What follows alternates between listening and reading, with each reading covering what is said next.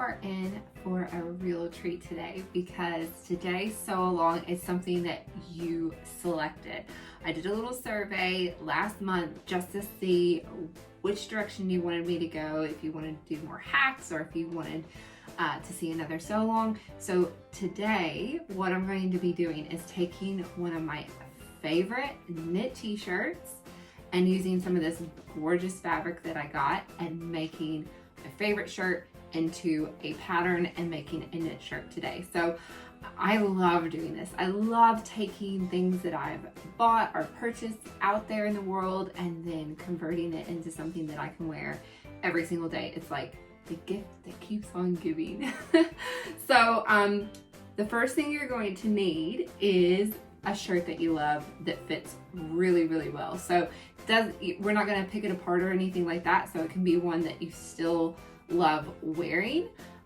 Just make sure that it hasn't like done that twisty thing, because that would be really hard, so that everything is still straight and on grain. So I have this shirt because I like the sleeves and the length and the way it fits. But then I also have this shirt because I really like the neckline. And this technique is going to work with a short sleeve or a long sleeve. I've just done a short sleeve because I want to make sure that it's quick and we can get to everything we need to get to. So in addition to having your shirts, you also want to get yourself some stretch fabric. So this fabric is from Blackbird Fabrics and it's a jersey, and I like either 100% cotton or a cotton poly blend, maybe with a little bit of spandex, because when it has a little bit of spandex, that means that this is going to stretch, but it's also going to recover, and that gives it you know, that bounce and that tightness. So have a look at your knit fabrics. You may have a few options, but I always like to test mine and take my thumb or my finger and I push it up into the shirt like this, and then I see how much of a bubble that creates. And so then I can tell, is it going to hold its shape when it's on me, or is it going to become all stretched out? I also have a video that I've linked to the working with knits video. I think it's like 6 tips working with stretch fabric. So if you've never worked with stretch fabric before, I go into like the different ways that it stretches and how much stretch and the needles and the feet, and all of that is all in the video. So it's really worth a watch. Now, in addition to my knit fabric, to bind the edges of my sleeves, I have purchased some ribbing. Now, I'm just doing this as a little bit of an extra. You absolutely do not have to have ribbing, but I want that really cool vintage look where this is like the contrast on the sleeves and around the neck. So that's why I went ahead and got ribbing, and I thought it would be a really cool little technique to show you guys how to do those the neck and the sleeves and get that all to lay nice and flat. You'll obviously want some tracing interfacing because we're going to trace off our pattern, and then you can have it forever. And then I'm going to use a walking foot when I am sewing this, just so that I get really nice even feeds and stitches. Obviously I'm going to want a ballpoint needle. Now this entire project can be sewn on your sewing machine. You do not need an overlocker, but I've also included an overlocker video for you, just in case you're being a little bit brave and you want to do some overlocking. So definitely your option. And the final thing, you do not have to have this, but it's like that stay tape. You know how much I love my stay tape because it keeps everything really nice and flat. This is the same, but for stretch fabrics. It's called Heat and Bond Soft Stretch. And it comes on a little roll like this, and it's double-sided fusible, and it stretches with the fabric, but it stabilizes it. It's just like the best of both worlds. I absolutely love it. If I could find a supplier here in Australia, I think like I've found some where I can just buy like 1 or 2, but if I ever find the supplier, I will 100% let you guys know. You'll definitely want some pins and a pencil just to trace things off with, and I think that's about it. Obviously, I use my flatter spray and we're going to be pressing a little bit, but I think we're ready to dig in and start making this shirt. All right, so I have my interfacing all set up, and I have my shirt, and I've turned it inside out, as you can see. And remember, we are only drawing half the pattern because we can place this on the fold of the fabric. So we only need to draw out half. We don't have to draw out the whole thing. So to do that, I'm going to grab it here in the middle like this. And then I'm going to make sure I match those side seams. And I'm just going to put a couple of pins to hold that all together. So I can feel the two side seams meeting up. And I'm just going to put that together. And then put this on the straight edge of the interfacing and just pin that down. And then up here, I'm going to tuck in the sleeve like that and tuck the whole rest of the inside of the shirt underneath. So see, the shirt's all underneath there, and I'm here on the fold, and then I'm folding that in so I can just get the top of the shoulder here, pin that down. I really only care about this curve here. Once you're happy with how it's all pinned, now we're going to start tracing, and I'm going to use my Fashion Multi-Tool to help me. I'm going to also use a black pen just so you can see what I'm doing a bit better. Now, all of these distance on my Fashion Multi-Tool are different sizes. So that's 1/2 inch, that one's 1/4 inch. This little gap here is 3/8 and 5/8. And I'm going to be using those different distances to help me quickly go around this. So the first thing I want to do is measure how much of a hem the bottom took up, and that was 1/2 inch. So I'm going to lay this against the bottom and use that little inside bit to mark my 1/2 inch line.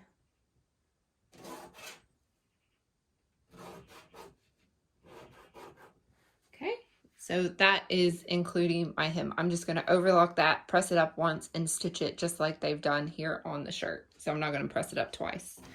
The next thing is I want to add a seam allowance. So I'm going to be doing a 1/2 inch seam allowance,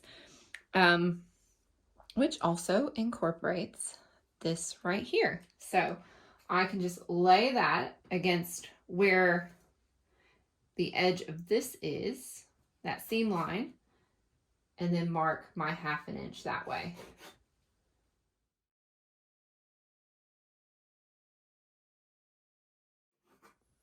So you can see my shirt kind of curves in, so I can always go back and make that look really nice and streamlined. Okay, so that gives me my bottom, that gives me my side with my seam allowance. And now I'm going to do the top of the shoulder. Also, again, adding my seam allowance.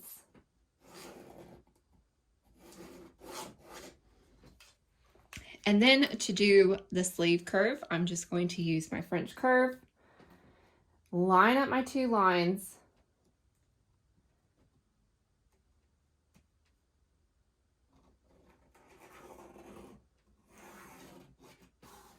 and go ahead and give that a draw. All right, so this little bit here looks like it's tucked under just a slight bit, so I'm just going to double check and make sure that that looks squared off like that. And that's the top of my neck there. And then I'm going to use the ruler to draw my own neck because I want a higher neck, or I can use my other black shirt that I have. So you could just use your French curve ruler and mark it, or I'm going to take my other shirt, turn that, and line that up with that shoulder. And I'm going to draw directly against this because that distance from there to there is 1/2 inch. And I will take that up with my seam allowance. So then the neck's going to end up exactly where that neck is.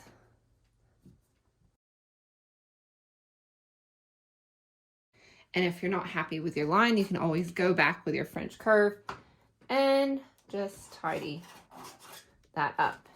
Okay, and you saw how nicely the French curve lines up with that line. So once you're happy with your front, you can unpin everything.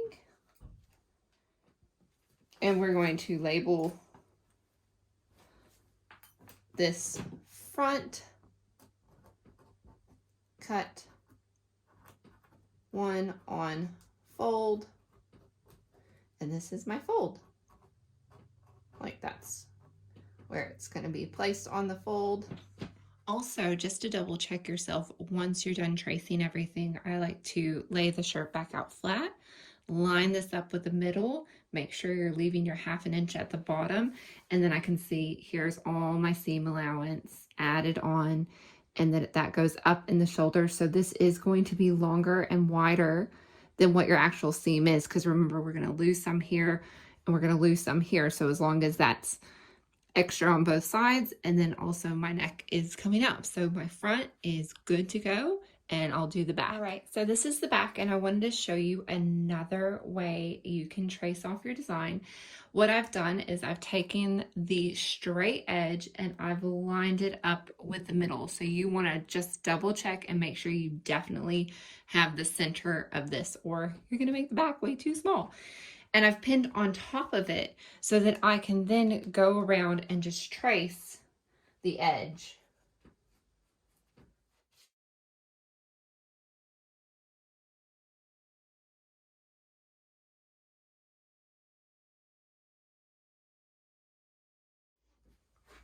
All right, so I went around the exact edge, and then I could unpin this and then come in here and add my seam allowance.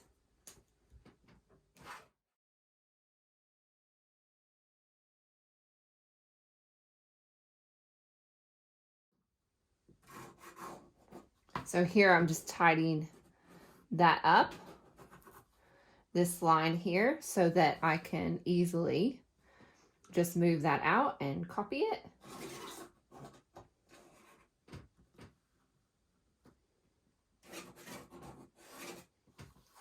All right, and then come up here and add to my height. All right, and remember I went along the edge of that, so that one's correct. I don't need to add to that one. And then all I need to do is just double check and make sure that my shoulder seam match up, which they definitely do. And then I need to come down here and double check that my sides match up, which that one's just a tiny bit high. And so I will blend that down so that from that point to the hem are exactly the same, and I can just trim off that little bit. Okay, so shoulders match up, side seams match up, and then we just label it and cut it out, and then we're going to do our sleeves. Now we're going to do the sleeves, and the sleeves are probably the trickiest part of the whole thing, getting that little bell curve. So the first thing I've done is I obviously have it inside out, and I folded it in half and put the half of the sleeve right here on the fold. So what I'm going to do is I'm going to create a back, then create a front, and then join them two together, and then trace out an entire front and back of a sleeve. So what I'm going to do is I'm going to mark here, and then I'm going to add my hem.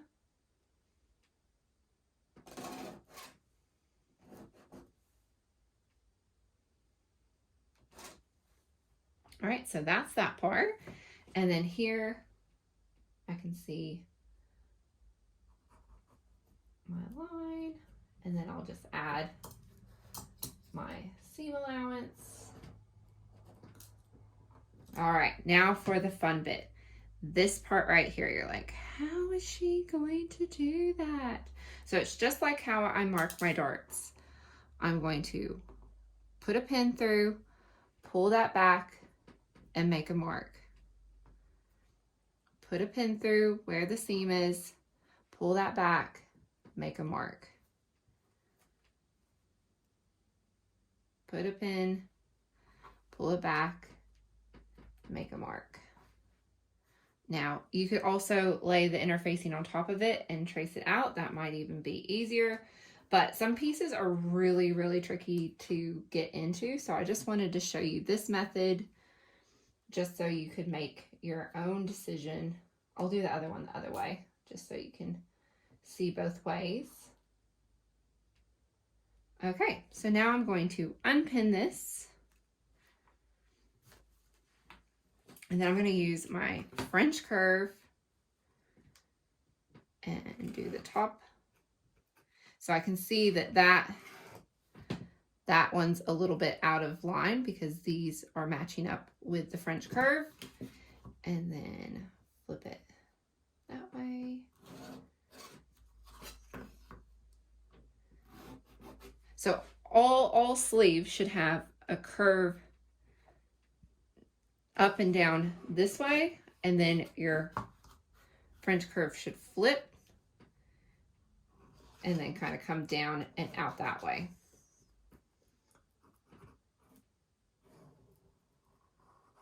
All right, so once you've drawn it, now you need to add your seam allowance.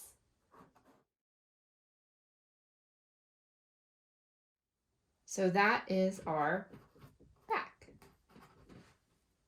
All right, I'm showing you guys the opposite way for the front. So I have pinned the front underneath, and you might be thinking, how is she lining that up with center? The top of the sleeve that I'm using is where they meet with this seam here. So that's where I start, and then fold it and then line that up with the center mark. And then you can just simply go around and mark the edge of it.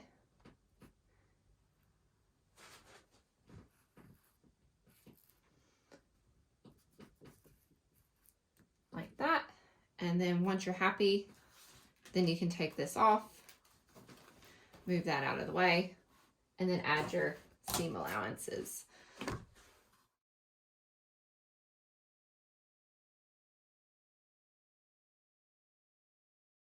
All right, so once you have your front and your back of your sleeve, you want to line them up. And what I did was I used my board underneath to put both of those folded edges on the edge. And you can see that the bottoms don't quite line up and the sides are a bit wonky. So we have to adjust for that, because when you're working with the knit fabric and you're just laying everything flat and you're just trying to freehand draw it and add your seam allowances, sometimes you can get a little bit off, especially when it's all folded. So now we need to kind of like true this up. So the first thing I want to do is go across the bottom and make this completely straight across. And I'm just checking that I am still on grain with that and with the board. Okay, so that lines that up. Now we need to also mark the points of the ends of the sleeve. So there's the end of that sleeve. Line myself up. So now we can measure from here to our mark, which that is 3 inches, and from here to that mark, which is 3 inches. I'm just going to straighten that up. Okay, and then we just need to blend that down into here.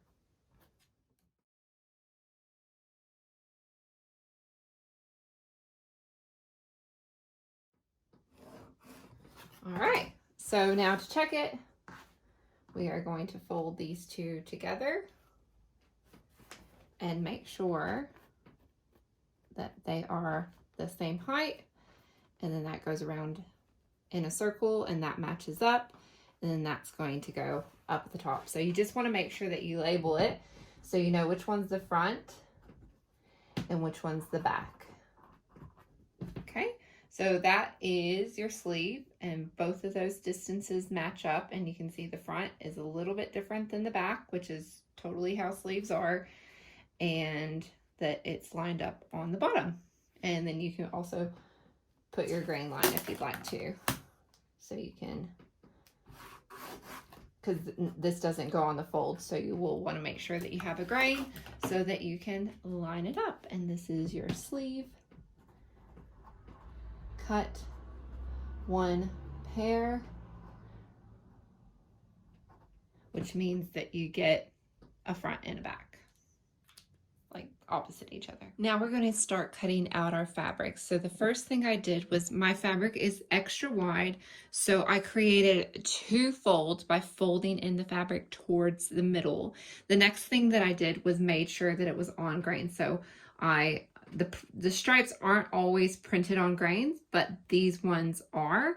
But I also measured from here to where that was and just made sure that that was the exact same distance is what that is. So that's how you check and make sure things are on grain, because if you don't check, then the entire thing, when you cut it and sew it, it's gonna skewy like that. The other thing that I did when I checked and pinned these is I made sure that I put these shoulder points and the bottom hem points at the same line, or like that point and that point are lined up, and that point and that point are as close to lined up as we can get them. So when I try to sew the side seams, I'm pretty sure that they're not going to match up. I'm not even going to hold myself to that expectation, but I'm going to go into it with the aim of trying. So all I can do is give it a good hard crack and see if I can get them to match up. So I'm going to use a rotary cutter, but if you are a bit too nervous to use a rotary cutter to cut out, when you cut knit fabric, leave the scissor, this flat edge, on the table, and big long cuts. So try not to pick up the knit fabric, because if you pick it up, you're going to see pulls and jagged edges. So see how that is kind of jagged? That's because I had to pick up my scissors to go around that corner. Whereas if you cut this out with a rotary cutter, everything is absolutely perfect and straight. So if you do have a rotary cutter, I like to hold it like this with my index finger here on the ridge. Make sure you use a smaller rotary cutter so you're a bit more nimble, and just look where you're going, and you don't have to go fast. And just ride right along the edge. You could even use a ruler if that would help guide you.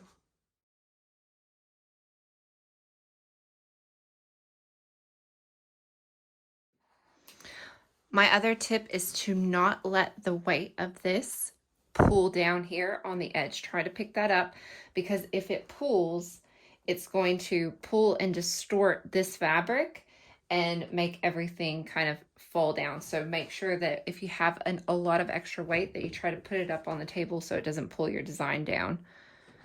Now I'm ready for the sleeve, which I have here. I folded the entire thing in half so that I'm going to get a pair of sleeves out of one cut, and then I'll just go ahead and cut around that.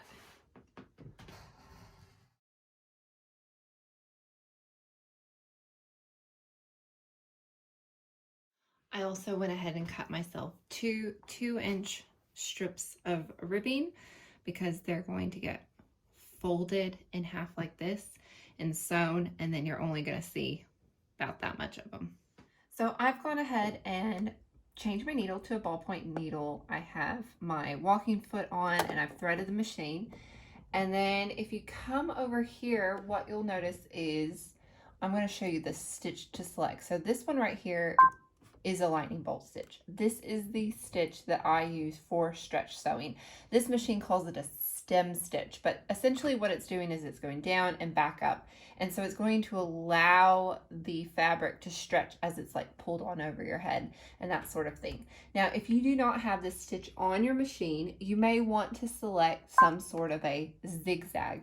Now, this zigzag I find is a bit wide, so I like to play with the width and with the length just a little bit until I get it just right, because you don't want the fabric to stretch and distort out of proportion, but you also want there to be a pretty good seam happening. So I like to just play with those settings until I get something, let's see, that looks about like that. So you play with your settings and then test your fabric. Make sure you're testing it on 2 layers that are being held together. until you get the look that you want. So let's come back to the stitching of the machine. I'm going to bring you down. Okay, so I have gone ahead and put my fabrics right sides together. So I've pinned the shoulders. I've also pinned the sides, and I've done my best to line up the stripes, and I pinned every single stripe pretty much. We're just gonna go with it and see how it goes. And I've also sorted out where my 1/2 inch mark is, which is this line right here. Okay, so that's my 1/2 inch line. Ooh, didn't need to do that. When you start sewing, I like to put my needle into the actual fabric so it's not going to push and like eat the fabric up, and then I like to just go forward a few little stitches, and then you can also go back to make sure you get the edge and then start going forward.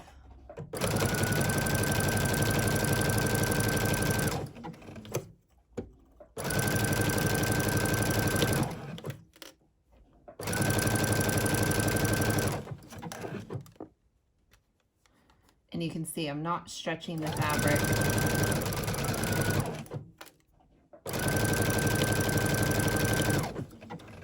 So I just wanted to show you, I have sewn both sides of the shirt. So this side and this side. I've also done the tops. So, and I went ahead and I did overlock them just to keep that all nice and neat and look professional on the inside and outside. But like I said, see, you can see my stitching. You don't have to do the overlocking as well. And then I did go around the bottom and overlock it just to give it some stability. And now I'm going to use that wash away stretch tape. Oh, I'm so excited. So basically what we're going to do is I'm going to take that across like that, break that off, and then I have my machine, my iron, and then I'm just going to press this on. So this is just paper, and then I'll take the paper off once I'm done. And this is exactly 1/2 inch wide, so it is the same exact size as what our hem's going to be anyways.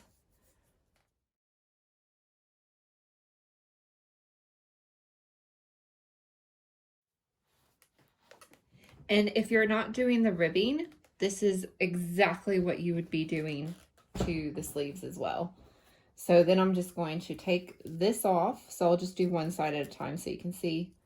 So I've just kind of ripped it and then peeling the paper off so there's no sticky left on it. Oop, I can feel that it hasn't taken it all.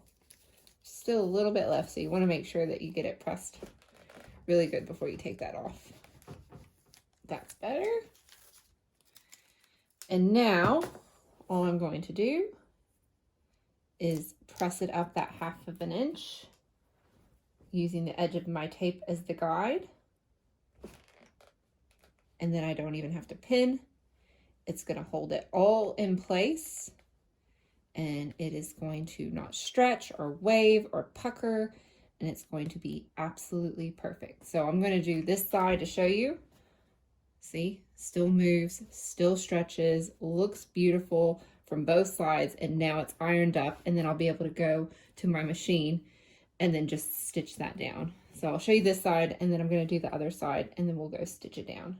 Here I have my hem, and I like to put the wrong side facing up so that I can see. Now, if you were going to do a twin needle, perhaps, you would want to thread both of your twin needles, and you'd want to do it from the front, and that would give you a faux cover stitch sort of look.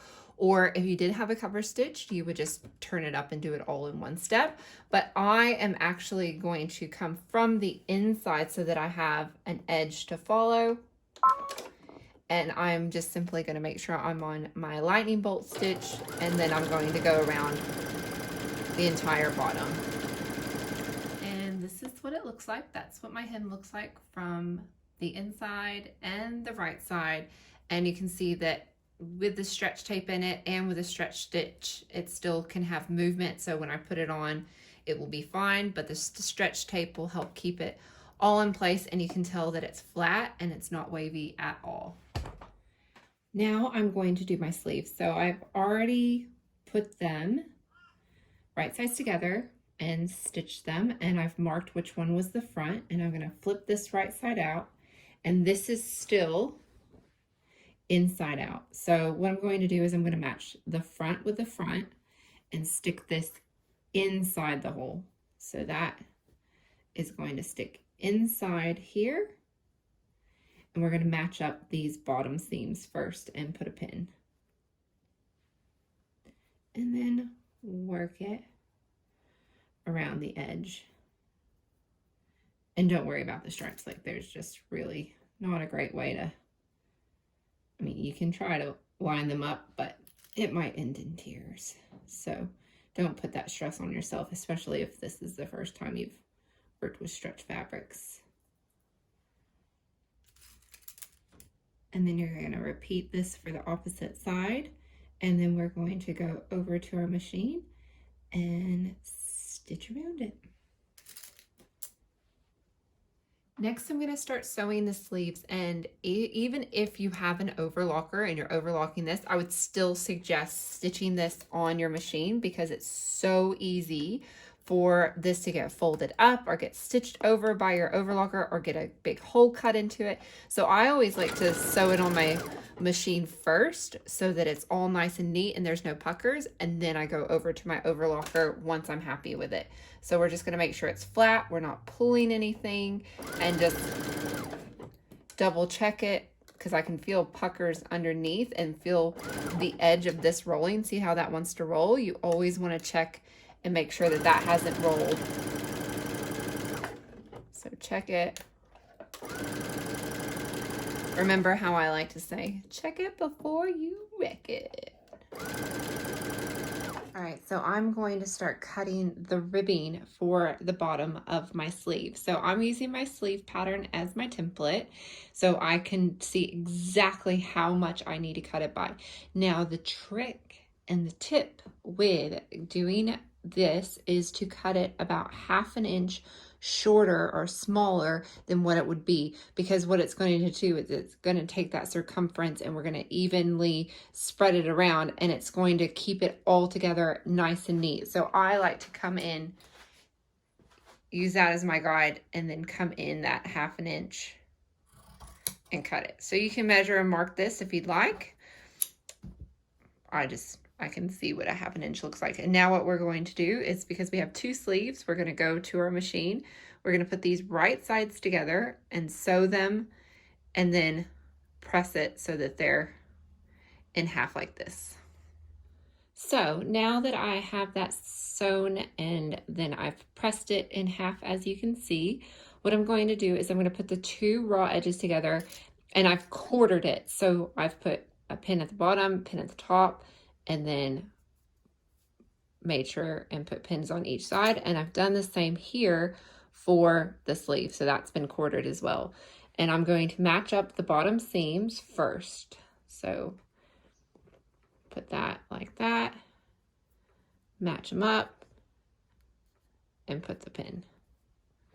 And then we're going to match up the top and put a pin. Match those sides.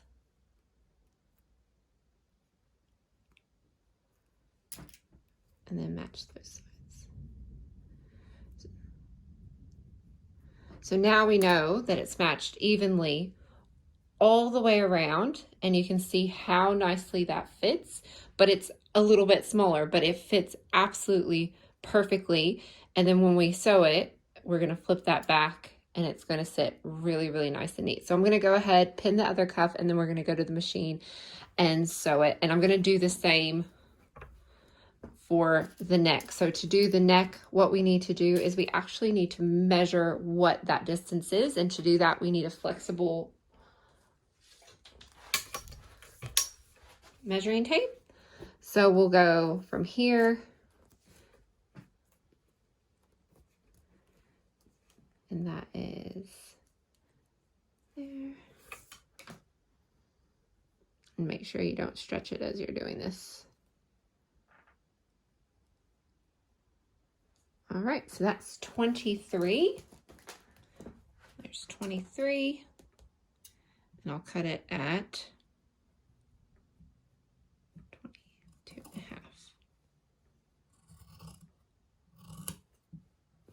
All right, so I'm going to create the same band for the neck and get that all pinned in place as well. So I have them all pinned, even my neck, and now I'm just going to place that under the foot like that. And I'm not going to start right on the bulk. I'm going to start a little bit after it, and then just do my normal 1/2 inch allowance. Once you have everything sewn, I like to go ahead and press the seam allowance down. And I did go ahead after I stitched it, I overlocked it and then pressed that all down so it's all sitting nice and flat like you can see. And the same with my sleeves. Those are all pressed with the seam allowance going that way. And then your final step, if you want to keep this from flipping, is you can go around it with your zigzag stitch to hold this down, or you could take a twin needle and twin needle around the edges. Now, I don't have a twin needle on me. I don't have one here. I looked and looked and looked and I couldn't find one. So you could either twin needle it to give it that really nice finish, or you can just zigzag it, and that's gonna keep this from flipping or this flipping out like that. So totally up to you. The other thing is, when you're doing the edges, if you don't have any ribbing, you can just easily do the method that we did for the bottom on the sleeves. And for the neck, you can just cut yourself a 2-inch strip of matching fabric. Just make sure that you cut it a little bit smaller than what you're actually doing. Now that I've seen how it turns out, I probably, you know how I went a 1/2 inch smaller, I probably next time would go a whole inch smaller, just to make that, bring that neck in even a little bit more, because I wanted these to be quite tight on my arms, and I think if I would have gone in that little bit more, they would have bunched in and been a little bit tighter. So that's the style that I was going for, but you know, it worked out really nice, and you can see there's no bunching, there's no pulling. I gave it a really nice spray with flatter and gave it a press, and I am so pumped to go try it on. Okay, I'm all done, and I'm literally blown away at how good this looks. I am going to wear this shirt to death, and mainly because I've drafted it from a shirt that already fits me perfectly, that I love wearing anyways. So it fits beautifully in the shoulders, it sits on top of my shoulders where it's supposed to. I mean, look at that neck, like look how nice and flat that neck sits, and my armbands, it's the right length that I wanted it to be, and the top's the right length. So sometimes shirts are just like way too short on me, but this looks amazing. And the reason it looks amazing is because I drafted it myself from a shirt that already fits. So you don't even need a pattern, you can make it. And you saw how quick it was. Just a few seams and a few little tricks to get everything laying nice and flat, and in no time you will have one of these shirts. Like, I'm already on my way to cut out another one because that was just so quick and easy. I loved it. I even pulled out my pants. Like, can y'all believe, like, these are from when I was 16 and worked at a place called American Eagle. And I was like, they're perfect for this outfit. Like, I feel total 70s, like retro vibes. I'm totally digging it. So anyways, that's it for me. I hope you guys really enjoyed this tutorial on how to take a shirt you already own and turn it into a sewing pattern. We'll see you guys next month, and